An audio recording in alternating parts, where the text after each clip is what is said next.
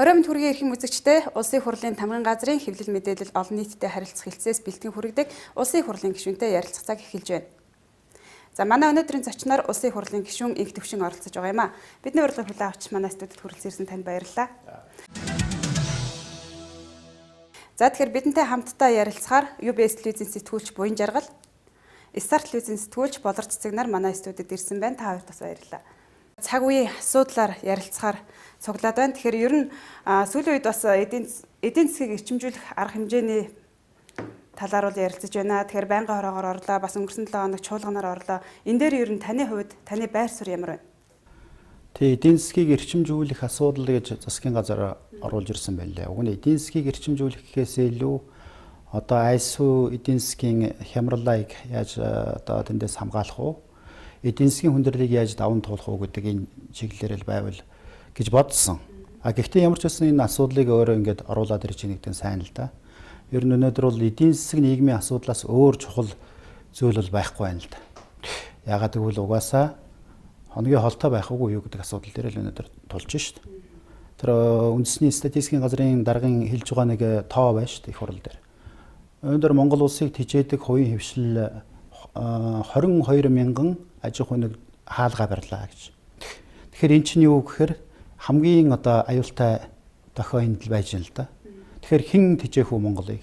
Хэн авч явах уу? Тэгээ өнөөдөр валютын ханш маань 1790 лөө орж тийм ээ өчигдрийн байдлаар бол 1790 лөө орж. Төлбөрийн тэнцлийн алдагдал маш ихтэй болчлоо. Энэ хямрал маань харин эдийн засгийн хямрал болж хувирах нэгэд Монгол банкны ерөнхийлөгч маань анхааруулад байж байна. Гадаадын хөрөнгө оруулагчид улам бүр дайцсаар байна. Тийм ээ. Тэгэхээр гадагшаа валютын урсгал бол улам гадагшаага чиглэсэн байна. Дотгошоо орж ирдэг урсгал алга байна. Төсвийн орлого 30% энэ жил одоогийн байдлаар бол тасарч байна. Тийм ээ. Зарлага санхүүжилт бол бүр их өндөр болж байна. Цалин тэтгэврийг нэмэх тухай асуудал бол өнөөдөр ерөөсөй байхгүй. Үндэсний аж ахуйн нэгжүүд маань нэг тийм байдалд орж байгаа учраас нөгөөх импорт их хэмжээгээр багасж байна. Тэгээ яг импорт нь ингээд багассан учраас нөгөө гаднаас авч чадах бараа бүтээгдэхүүн худалдаж авдаг аж ахуй нэгж байхгүй болж байна. Тэгэхээр чинь импорт нь багасаад ирнэ үстэй. Тэгэхээр нөгөө импорт экспортын зөрөө багасчлаа. Энэ бол их хайтаахан боллоо гэд манай ерөнхий сайд маань яриад л да. Гэтэл эн чинь өөрөө ирүүл биш. Харин бүр их аюултай байдлаар орж ийн гэдэг чинь энэ гэсэн үг. Үйлдвэрлэл зогсож байл гэсэн үг л. Тэгэхээр ийм байдалд байгаа учраас өнөөдөр эдийн засгийн асуудлыг ярихаас өөр чухал асуудал гэж бол байхгүй. Монгол Ардын намын бүлгэнд дээр хэд хэдэн удаа ярьсан. Өөрийнхөө байр суурийг илэрхийлсэн байгаа. Миний байр суурь гэдэг бол тэр Монгол Ардын намын байр суурь л байгаа. Уг нь саяхныг хүртэл бид нар их өөдрөг төсөөлтөй явсан л да. Оюутлага 5-7 эдийн засгийн эргэлтэнд оруулчвал тэгээ дээр нь эдийн засгийн өсөлтөөр бол дэлхийд их тэргүүлж ийн гэл их өөдрөгөөр төсөөлж исэн гэтэл гинтгний ийм байдалд орчихлоо. Одоо зүгээр ямар арга бид нарт байна уу? Ямар гарц байна уу тийм ээ? Нэг хэсэг эдийн засаг гайгүй байх үед бид нар баг сум суурин болгонд 2-3 одоо шинэ объект барилга байгууламжийн суур тавиад баахан бетон зураад орхисон байдаг. Тэгээ тэрийг үргэлжлүүлэх үгүй юу бас чадгаа ачглаа. Тэгээд одоо ямар гарц байх хэрэгтэй юм бэ? Хамгийн хүндрэлтэй юм бол энэ парламент дээр эдийн засаг хүндэрсэн үү хүндрээгүй юу гэж маргад суусаргаад 2 жилийг алдчихлаа л. Тэрнгүү хүндрээд байгаа мэдэгдээд байхад л эдийн засаг хүндрээгүй гэсээр гал өнөөдөр хүрлээ. Тэгээд энийг хүндэрч байгаа юм байна гэдгийг ойлгохтол 2 жил боллоо. Энэ засгийн газрын маань ерөнхий сэтгэлгээний хурд ийм байна гэсэн үг. За тэгээ одоо нэг юм ойлгож байгаа юм чинь цаашаа ахаад бүрэн ойлгоно. Тэгээд юу хийх үү гэдгээ төлөвлөн тэгээд ажиллана гэсээр байтал дараагийн сонгуул руу очиж тулхан шиг байна л да. Энэ дээр цаг их алдчихлаа. Хамгийн гол нь. Одоо цаашаа яах вэ гэхээр дарийнхан шиг л ерөөсөө энэ юу хийх үү гэдгийг нуударын улс төрийн намууд энэ хүчнүүд бүгдээрээ сууж угаад ажиллаа төлөвлөөд засгийн газартайгаа их хуралдаагаа ерөөсөө одоо өнөөдөр бүгдээрээ хувийн хвшлээж мөн оролцуулж угаад тэгээд төлөвлөөд юугаа гаргаж ирэх хэрэгтэй. За миний бодож байгаагаар бол хамгийн түрүүнд хэмнэлтийн гурим руу орох хэрэгтэй. Энэ Европын улсуудыг хараад байхад сая би Европт бас яваад ирсэн л дээ. Испани, Францд яваад ирсэн. Энэ орнууд бас яаж ажиллаж байна уу гэдгийг жоохон сонирхсан. Испани бол их хүнд байсан шүү дээ. 2-3 жилийн өмнө бол бүр Европын холбоогч маш хүнд байдлаар орж ирсэн. Сая бол нэмэгтэй гараад ирж байна. Тэр улсын одоо хийсэн ажил бол ерөөсөө л хэмнэлтийн гурим руу шилжүүлсэн байна. Төвчж болох зардлаа төвчих хэрэгтэй болж байна. Танс хэрэглэнээс татгалзах хэрэгтэй болж байна.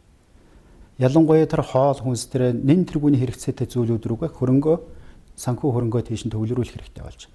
Ажлын байрыг хадгалж үлдэх тал дээр их анхаардаг юм байна. Энэ үед чинь хүн ажилгүй болоод байна шүү дээ одоо.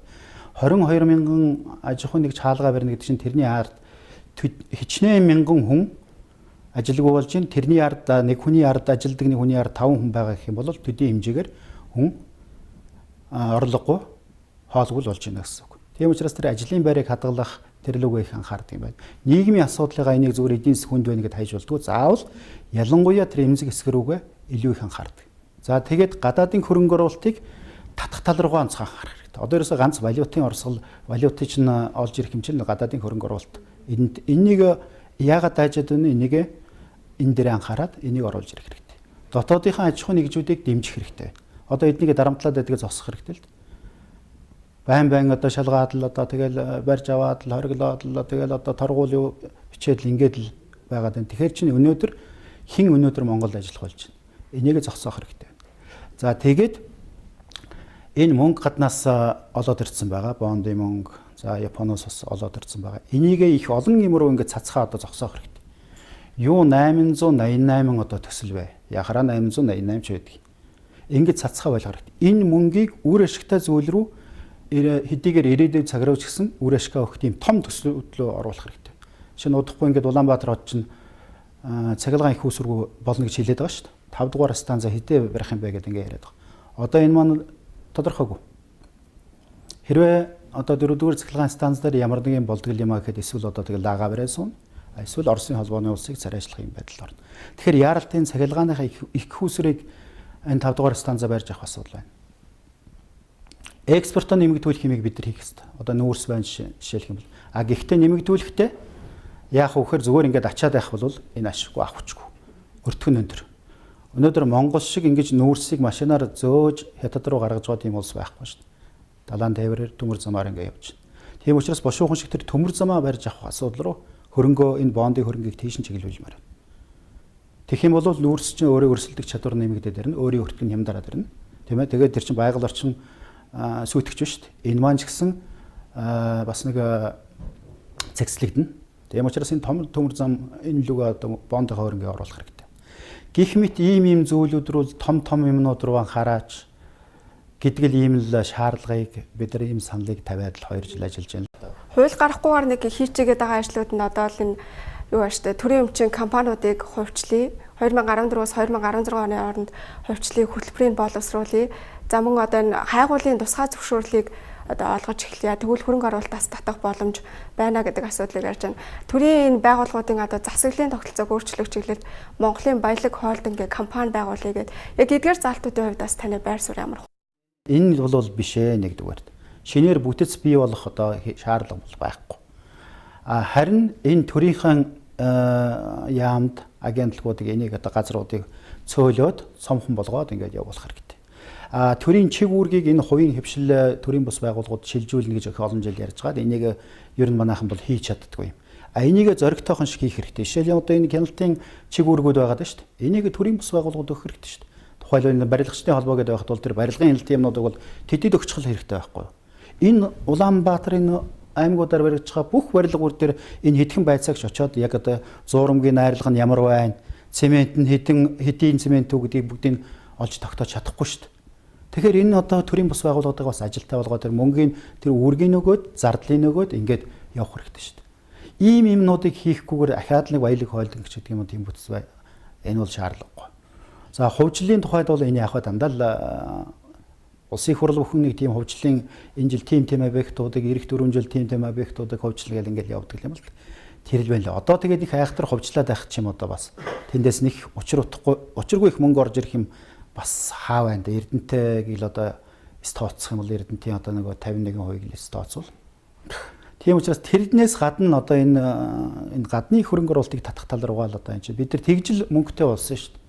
Өмнөх жилүүдэд гадаадын хөрөнгө оруулалтыг л татж байж тэдний итгэлийг олж байж л тэгжиж л одоо энэ валютын урсгал наашилсан тэгжиж л олон улсын хэмжээнд Монголын нэр хүн дээшилсэн шүү дээ. Энэнийг ерөөсөө хөөж явуулчихад өнөөдөр монголчууд өөрснөө доллар олно гэдээ ингэж бодож байгаа бол нэг 2-3 морь уралдуулаад нэг казино байгуулад ингээд тэгээд доллартай болчихно гэдэг бол яг жоохон хэмжээнд олох бах. Гэхдээ тэр бол том асуудал биш. Үн докторжуулах хөтөлбөрийн хүрээнд Төв банкнаас 3 их 80 төгрөгийг гаргаад одоо зах зээлд ингээд нийлүүлсэн. Ханшийн эрсдэл үүсээд байна гэдэг юм. Энийг болохоор одоо юу эдийн засгийг 11.7% өсөлтөд гаргасан одоо том арга хэмжээ болсон гэж тайлбарлаж байна л да. Энэ дээр таны байр суурь ямар байна? Үн тогтворжуулах хөтөлбөр одоо тэр 3 их 80-ыг өгсөн. За энэ 4 өгсөн юм шиг байна. Энийхэн учрыг эхлээд нэг олчмоор байгаа. Одоо хин авсан. Буцаага төлсөн юм уу, төлөөгүй юм уу? Төлж чадхаар болж байгаа юм уу, бүр дампуурч байгаа юм уу? Энийхээ үр дүнг тооцохгүйгээр ахаад л үн тогтворжуулах хөтөлбөр гээл 3 их 80 төгрөг гаргаад тэгээд тэр хинд хэрэгтэй юм хөтөлбөр болоод байгаа юм. Үн тогтворжуулна гэснээр бол өнөөдөр махны үн өсөхгүй л байх байсан шүү дээ. Шатхууны үн өсөхгүй л байх байсан шүү дээ. Барилгын материалын үн өсөхгүй л байх байсан шүү дээ. Өнөөдөр цемент гэхэд яаж өсөж гинэ үү? Арматурын үн яаж өсөж гинэ үү? Тэгэхээр тэр маань хинд хэрэгтэй тийм хөтөлбөр болсон юм бэ? Хэдхэн үнд л хэрэгтэй болоод л өнгөрч боллоо шүү дээ. Одоо хүртэл тэрний төлбөр хийгдэв гэдгийг өнгөрсөн даваа гарагт намын бүлгийн хурлаар арилжааны банкуудын захирлуудын мэдээллийг бид нар авсан. Тэгэхээр сонсоход ерөөсөө төлбөр хийгдэв сунгаад тэгээд ингээл явж л байгаа юм л. Тэгэхээр энийхээ учрыг олж иж явах хаа. Ингэж одоо их Монгол банк ийм руу ингэж болохгүй хаа. Энд чинь өөрөө ахаад л тэгэл энэ валютын ханшиж мөнгө нөлөөлж байна. Энэ их мөнгө зүгээр өрн таран л болж л байна шүү дээ. Энийг харсараа энэ дээр ямар ч одоо дүгнэлт хийхгүйгээр ахаад үргэлжлүүлнэ гэдэг бол утгагүй. Манай бүлгүүл энэ дээр бол эсрэг байр суурьтай байгаа. Эдийн засгийн ийм хүндрэл бэрхшээлтэй үед олон нийт юу хүсдэггүйгээр хамгийн гол нь засаг тэр жоохон доктортой байгаасаа байгуулс төржээс хамгийн гол нь том эрхшгийнхаа төлөө нэг талдаа гарч нэг дээсээ гэсэн хүлээлт нийгэмд байхшгүй байна л та. Тэгээд ерөнхийлөгч бас хэлж ийсэн. Одоо энэ цаг үед бол ерөнхий сайд улс төр болоод эдийн засгийн бүх эрх мэдлээ өөртөө татахмаар байна гэж. Ажил хийхгүй байгаа сайд нартаа бол хариуцлага тооцоод энэ засгаа цааш нь аваад явмаар байна гэж. Зөвхөн таны хувьд энэ байр суурьтай саналыг байгаа. Тэр ерөнхийлөгч хэлж нэлээ Алт уугийн ерөнхий сайдыг эдийн засгийнхаа энэ гол өндөрлөгийг гартаа аваачаа гэж хэлж нэлээ. Телевизээр өөртөө хийж ярилцлага би харсан. Тэр зөв л дөө. Өнөөдөр ерөнхий сайд мань энэс тойрт зүхтаагаад байна шүү дээ. Одоо бүр сүүлдээ бол сая жишээ нь энэ үнд эдийн засгийг тогтворжуулах гэдэг чинь засгийн газрын их том баримт өчг муу юм байгаа үст. Эний чинь бол ерөнхий сайд чи өөрөө орж ирээ тайлбарлаад ингээд аваад гардаг ухуучин болвол ийм л одоо байсан шүү дээ. Хэрвээ ерөнхий сайд нь орж ирэхгүй бол улсын их хурл ерөөс хэлцдэгч байсан. Тэр ерөнхий сайдыг оруулж ир. Тэгэхэд валютын сангийн мэрэгжилтэнд уулзнаа гэл ингээл алга болж байгаа байхгүй юу? Тэгэхээр эн чинь эдийн засгийнхаа асуудлаас их хол байна гэсэн үг. Халгаад байна, бэргээд байна, зарим үед бол мэдлэгэн дутаад байна. Тийм учраас өндөг бол танс хэрэглээ гэж хаад ингээд тэрнээс хойш тэгээ орж ирэх явчлаа шүү дээ. Тийм учраас эдийн засгийнхаа ямыг бол ерөнхийдөө авах нь зүйтэй. Одоо тэгээ эдийн засгийн хөгжлийн яам гэдэг рүү бүх юмаа ингээд чиглүүлж хаад тэндээ бүх юмаа төвлөрүүлчихэд ингээд нөгөөх даахгүй нохоо болов хураана гэдэг шиг юм болчиход байна. Тэн дээр бол зөв. Тэгэхээр эн чинь бол засгийн газрынхаа бүтцийг бас одоо даруйхан шиг аль нь зохистой бэ гэдгийг бол бас ярих хэрэгтэй л дээ. Харин ингэж ярихын тулд энэ улс төрийн хүчнүүд намууд ер нь нэгдэж ажиллах, улам одоо нэгдэж ажиллах нь зүйтэй гэдэг саналыг хэлж байна. Тэр зөв. Ер нь хямрал болоод энэ хүндрээд энэ гэж хаад ингээ маргаа суугаад байх юм бол улам л хүнд болно. Тийм учраас энэ эрх барьж байгаа хүчин эхлээ санаачлагаа гаргадаг юм аа. Сөрөг хүчинтэйгээ энэ эвсэл болсон хүчинтэйгээ эдэнтэйгээ ер нь ярих нь бол эхлээд эндээс эхэлдэг. Бидний хувьд бэлэн байгаа. Улс орныхаа эдийн засгийн эрх ашигын асуудлаар бол ярихад, хэлэлцэхэд, зөвшөөрөлцөхөд бэлэн байгаа. Гэхдээ энэ бол засгийн газарт орно гэсэн үг биш. Ер нь бол энийг Бацандан гишүүн шилжүүлэг улс төрчхөө багасгаад энэ хоорондоо нэгдэж ажиллах тал руугаа анхаарай гэдэг дээр бол үнэхээр тэр цаг нь бол болсон. Одоо 2 жил хангалттай. Өнөөдрийг бодохоос гадна бас хэдий арахгүй болохгүй болчихлоо л да. 2017 онд бид нэр бондын 500 сая $5 төлнө. Тэгэхээр өнөөдөр тэрийг тийм ээ тэр мөнгийг яаж хуримтлалаа бий болохгүй, яаж ямар их усрээс эргүүлж өгөх вэ гэдгээ бодохгүй бол эргээд нөгөө Монгол улсын нэр хүндтэй цаашдаа холбогдох учраас энэ засгийн газрын биш байлаа гэсэн дараагийн төр засгийн үед болж ирэх том асуудал шүү дээ. Тэндээс бол төлжил таараа авсан бол өхөн ертөнцийн жам гэж нэг аль кинон дээр нэг байдаг үст. Нэг нь л авсан бол төлжил таараа. Төлж байж л дуусна. Хэн төлөх вэ гэдэг бол тэр ялгаа байхгүй. Монгол улс л төлнө. Засгийн газрын төлөх үү, Монгол банк төлөх үү, хувийн хэвшил төлөх үү, энэ чинь Монголын карманаас л гарах зүйл. Тэгэхээр Монгол Ардын намын бүлэг бол 17 ямыг цөөрлөх хэрэгтэй гэсэн ийм байр суурийг илэрхийлсэн байгаа. Одоо байгаа 17 ямыг цөөлөд яамдуудын цаг цөөлнө гэхээр дахиад нөгөө яамдууд манд бүтцээ бий болгоод, оронтойгоо бий болгоод ингэж явсаар байтал нөгөө төрийн ажил салгардахгүй гэсэн ийм болгоомжлол бас нэлээд олон хүнд байх шиг байна л да. Энэ тал дээр таны байр. Төрийн ажлаас илүү энэ улс орон гэдэг чинь баларчих гэдэг шүү дээ. Одоо доктортой байдлыг хангана одоо нэгэнт байгуулсан юм одоо тэгээд яах вэ тэгээд байдлага жил байхаас гээд ингээд байхаар тэгвэл өнөөдөр энэ хямралыг чинь давж чадахгүй шүү дээ. Үнэхээр давъя л гэж гавал зориг гаргаад зоримог юмнуудыг л хийж байж л тэгжээж л ард нь гардаг юм л. Тэгэхгүй за хөөрхий тэр сайд мөн ч одоо тэгвэл одоо газарт орох нь байна. Энэ яам газарт орчих нь байна. Гэт ингээ бодоод байх юм бол угаасаа ямар ч шиг юу ч явахгүй. Энэ хямралыг давах төлөвөө гэдэг чинь дандаа иймэрхүү огцом эрс шийдэхээр тэгтээ энэ бол хүн бүхэн таалагдахааргүй нэг хэсгийн одоо дургууг нь хүргэхээр эсрэг үйлчлэлийг төрүүлэхээр тийм л юмнууд л байдаг юм байл шүү дээ. А тийм л юм хий гэж оруулж ирж байгаа бол энэ болно бид зөвшөөрнө. А тэгэхгүй ер нь бүхэн таалагдана. Одоогийнхоо л энэ байгаа бүтц энэ юмнуудыг л хамгаалж үлдэх. Энэ хүрээнд дотор л эргэлдэнэ гэж байгаа бол энэ ямар ч үр дүн гарахгүй. Энэ давхар тэлийг яг хизээ тайлах нь зүйтэй. Яаж тайлбал зохистой энэ талаар?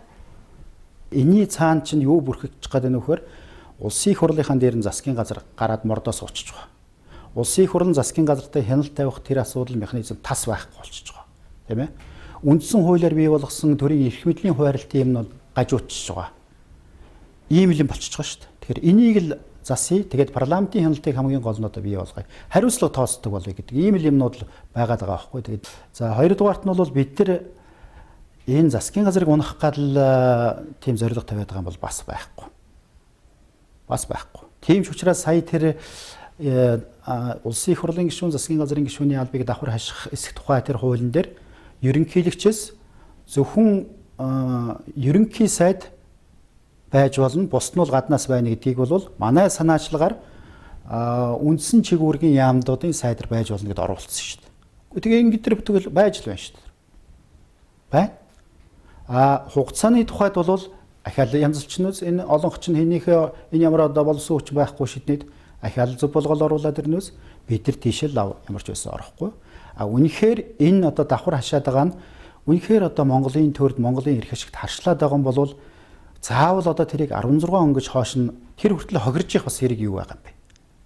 Үнэхээр болохгүй муухай юм бол нэг хоног ч гэсэн алдахгүйгээр засчил байх хэрэгтэй шүү дээ. Энийг би харин ойлгохгүй байгаа. Тэгэл засаад л явъя л дээ. Зүгээр ардын намынхан урд нь бол давхар хашижсэн бид нар тийм учраас хашин штэ гэж яриад байгаа. Гэхдээ шинжил хийх гэж байгаа юм бол тэр урд нь тийм байсан гэж ярьдгүй л байхгүй юу? Ачаа авсан өөрсөн хүн бол тэгэл зөвхөн урагшаага хараад өөрчлөн засна гэл ингээл явдаг учраас. Энийгээ жоо ойлгохгүй байгаа. Гол асуудал бол өнөөдөр эдийн засгийн асуудал болчихлоо юм л та. Тэгээд энэний хажуугаар одоо юу гэдгийг олон нийтийн анхаарлыг ийш тийш нь татсан ч гэдэг юм уу. Жишээ сая Тэмүүжийн сайттай холбоотой асуудал ингээд зөвхөж тавилаа зүгээр. Танай бүлгийн дарга бол хэлж ийсэн. Бид нар бол тэр асуудлыг гаргаж тавиагүй шүү дээ. Хамтарч засаг барьж байгаа, эрх барьж байгаа нэг бүлгийнх нь гишүүнд гаргаж тавьсан. Тэгээл тэр ном журмаараа шийдэгдэл явна гэсэн байр суурьтай байсан л та зүгээр. Таны хувьд бол зүгээр хууль зүйн сайдын одоо хийж байгаа шинжилгээ гэдэг юм уу, хийж байгаа ажил тэр нь ямар дүн тавьж байгаа хувьдаа. Ер нь одоо ганц Тэмүүжийн сайд ч бас засгийн газрын хэд хэдэн гишүүн бас нэг сэтгэл жоохон дундуур байгаа бие даагчид ч гэсэн шударгаас өвслийн бүлгээс ч гэсэн бас мэдээд авсан л да. За Тэмүүжийн сайдын хувьд бол тэр бидэрт анх санаачил тавьсан ч юм биш. Энэ бол эвсэл доторх асуудал. Нөгөө нэг юу болсон шударга эвслээс тавьсан асуудал байгаа. За энийг бол нэх их энэ цаг үеийн бүр нэгдүгээр зэргийн асуудал гэж үзэхгүй л байна л да. Яг одоо энэ эдийн засгийн сая яриад байгаа энэ зүйлүүтэй харьцуулах юм бол тийм учраас энэ бол эхлээд наан эдийн засгийнхаа энэ одоо энэ хүндэрсэн зүйлүүдийг энэ одоо ямар ч байсан нэг өдөрт 2 аяг хоол иддэг байсан айл өрхнэг тэр нь нэг хасагдчихгүй байхаар энэ чинь нэг аяг хоол аюул нэг аягч хоол идэж чадахгүй болох гэдэг шүү дээ. Ядахтай энэ асуудлуудыгаа л эхлээд ярих хэрэгтэй байгаа гэж бид нэр үзэж байгаа. Яг нь хариуцлага одоо тооцох асуудал бол байна л да байна. Тэрэн дээр бол бид нар ч гэсэн тавьдаг юм. Одоо сөрөг хүчин цөөнх бол зүгээр ингээд шүүмжлээ суугаад байх юм. Ажил хэрэгч санал одоо тавьж байгаа юм уу юу? Ярьсараа л үдээ хурж байгаа. Одоо сая энэ эдийн засгийн эрчимжүүлэхтэй холбоотой юм дээр бид нар 14 санал гаргаад тавьчихад байгаа шүү дээ. Энийг хийгээч гэж. Тэр бол урд нь бас тавьж л байсан асуудлууд. Байнга л ярьж байгаа асуудал шүү дээ. Тэгээ энэ бол яг эдний хувьд бол нэг чихээр нь гараад нөгөө чихээр нь тэгэл ороод л гарчиж байгаа. Тэгсэрэг л үдээ хурцж байгаа юм л да. Тийм учраас одоо бол ингэж алгуурлах, ингэж бие биендээ их хэрхэх, томорхох тийм одоо эрх бол байхгүй. Ерөөсөө л энэ улсынхаа эрх ашигын төлөө, ард түмнийхээ эрх ашигын төлөө энэ байдал нэгэнт одоо тодорхой болж байна. Дэлхий ч өөрөө бас иймэрхүү байна эдийн засгийн байдал маань. Тийм учраас энэ дээр нэгдээд л одоо тэгэл ажиллах хэрэгтэй. Энд олонх маань ухаан гарах хэрэгтэй. За баярлалаа. Улсын их хурлын гишүүнтэй ярилцах цаг нэвтрүүлэг өгөөгөр өндөрлөж байна. Манай өнөөдрийн зочноор улсын их хурлын гишүүн Инх Төвшин оролцлоо. Танд баярлалаа. За баярлалаа.